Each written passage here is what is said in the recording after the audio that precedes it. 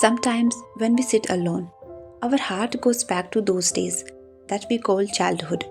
It comes slowly, like a soft wind that touches old memories. We don't plan it, it just happens. And suddenly, we start thinking about how simple and beautiful life used to be. Those days when we woke up to our mother's voice, not to an alarm. When our biggest problem was that we didn't want to go to school. We used to cry in the morning but forget everything once we met our friends. Our school bag was heavy, but our heart was light. We laughed easily, we forgave easily. We played outside till the sky turned orange. We ran without shoes, we failed, we got hurt, but we stood up again smiling. Even the smallest things made us happy: a toffee, a cartoon, a small new pencil. We didn't need big things to feel joy. We were happy just to be alive. Evenings were the best. The smell of food coming from every house, the sound of children shouting and laughing in the streets. And when we went home tired, our mother would wipe the dust from our face, feed us with her hands, and ask, "Did you play well today?" We would nod with sleepy eyes, and the world felt safe. Back then, we didn't know how valuable those moments were. We didn't know that one day those small things would become our biggest memories.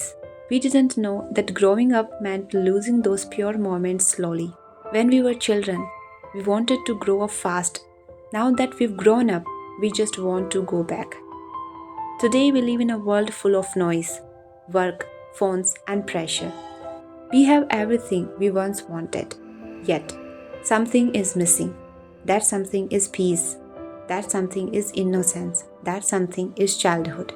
Now, when we look at old photos, we smile for a second and then feel a small pain inside because we know we can never go back there again. We can visit in our memories but not in real life. Still, we all ask ourselves, what if we could go back? What if just for one day we could live those moments again? Sit in that classroom, eat from that tiffin, play with those friends, and sleep next to our parents without any worry in our heart. Would we want to come back to the present again, or would we choose to stay there forever? If we could really go back to our childhood, the first thing we would feel is silence. Not the silence of loneliness, but the silence of peace. There would be no noise of phones, no rush of deadlines, no constant comparing of lives, just birds outside the window and our school bag lying half open on the bed. We would walk into that small house again, where walls had cracks but hearts were whole. Our mother would be cooking, humming some old song.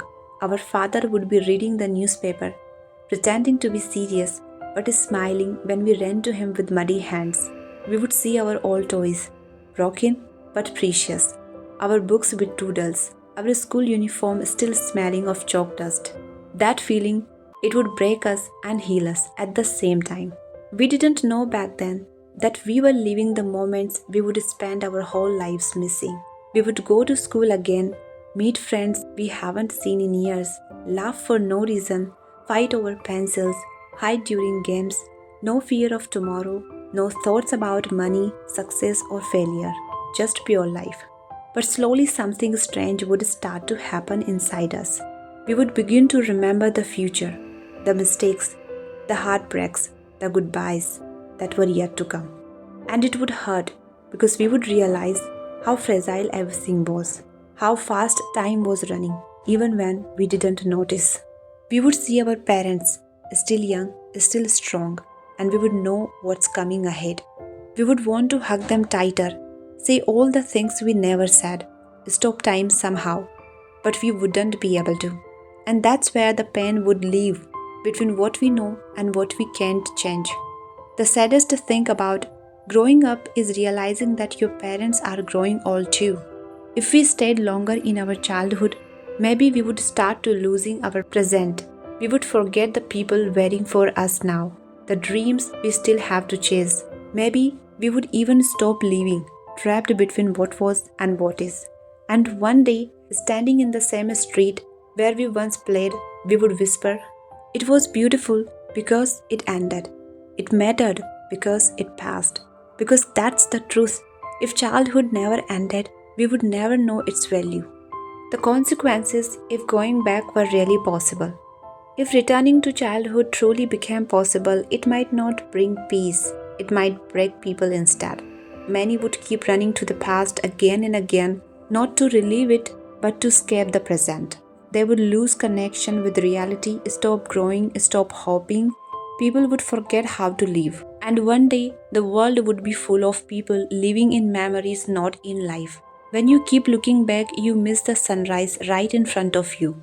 Memories are meant to be carried, not lived in. They are the light that guides us forward, not the home we return to. Moral of the story: childhood is not just a time, it's a feeling, a truth, a home inside us. We cannot go back to it because it's already a part of us. Every laugh, every tear, every scraped knee, every bedtime story, they built the person we are now. We don't need to return to those days. We need to protect what they taught us: simplicity, kindness, and love. Growing up doesn't mean losing innocence, it means carrying it with courage through the storms of life. You can't go back and change your childhood, but you can let its light make your adulthood softer. The past is a teacher, not a destination. To live in it is to lose today. To learn from it is to honor it. So maybe instead of asking, what if we could go back? We should ask, how can I live today with the same heart I had back then? Because the truth is, childhood is not gone. It's sleeping quietly inside us, waiting for us to remember. Now, as we carry this light into our lives, I want to ask you a question. If you could spend just one day back in your childhood, not to change everything, but simply to observe, what is the one moment you would choose to revisit and why? Share your memories with me in the comments below. Let's remember what truly matters.